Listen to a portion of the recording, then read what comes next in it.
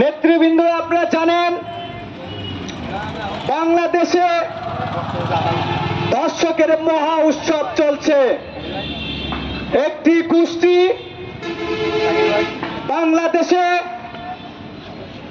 এবং বাংলাদেশকে একটি বিশৃঙ্খল রাষ্ট্রে পরিণত করার জন্য বিভিন্নভাবে পায়তারা করছে।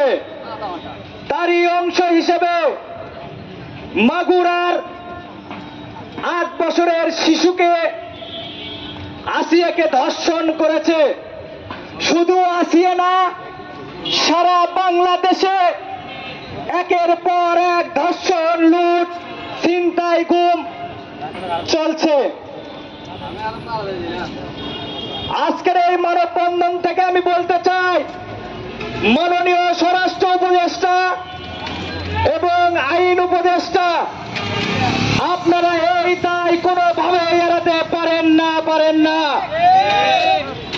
আপনারা যদি আমার মা বোনের নিরাপত্তা না দিতে পারেন, আমাদের নিরাপত্তা না দিতে পারেন, বাংলাদেশের জনগণের নিরাপত্তা না দিতে পারেন, অতি দ্রুত একটি নির্বাচনের আয়োজন করেন।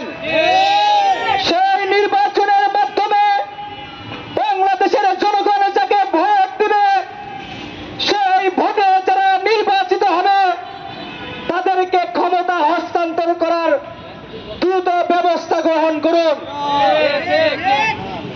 তা না হলে বাংলাদেশে যে আন্দোলন গড়ে উঠবে, সেই আন্দোলন সামাল দেওয়ার মতো পরিস্থিতি আপনাদের থাকবে না। সংগ্রামী সাথী ও বন্ধুগণ, আমরা 180 দিন, আমরা 90 দিন, আমরা 21 দিন বুঝি না। প্রমাণ সাপেক্ষে সকল ধর্ষকদের 10 দিনের মধ্যে ফাঁসি কার্যকর করতে হবে। আমরা আইনের নামে, কোর্ট কাছারির নামে আমরা আর বিলম্ব দেখতে চাই না। প্রকৃত দর্শককে ধরতে পুলিশকে সর্বোচ্চ 24 ঘন্টার মধ্যে ব্যবস্থা নেওয়ার জন্য আমরা আহ্বান জানাচ্ছি।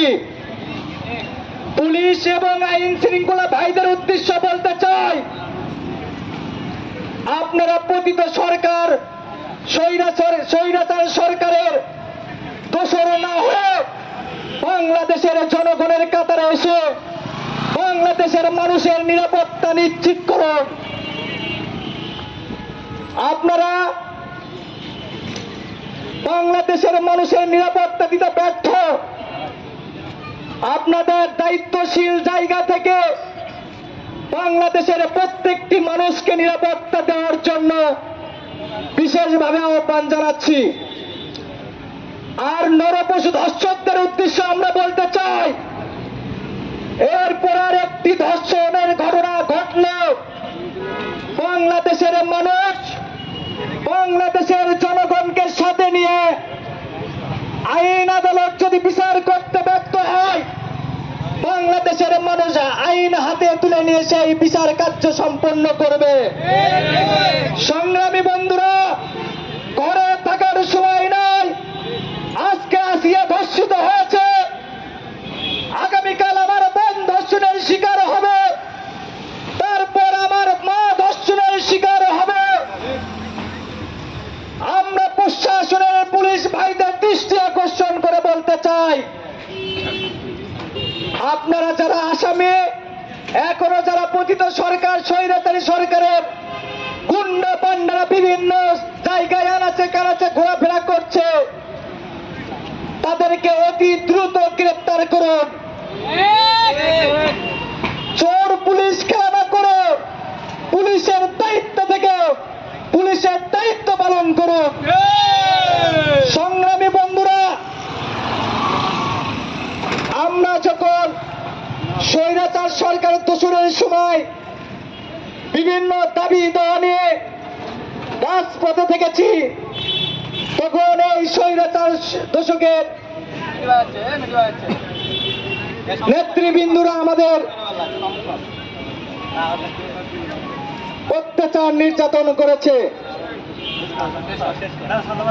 সবাইকে ধন্যবাদ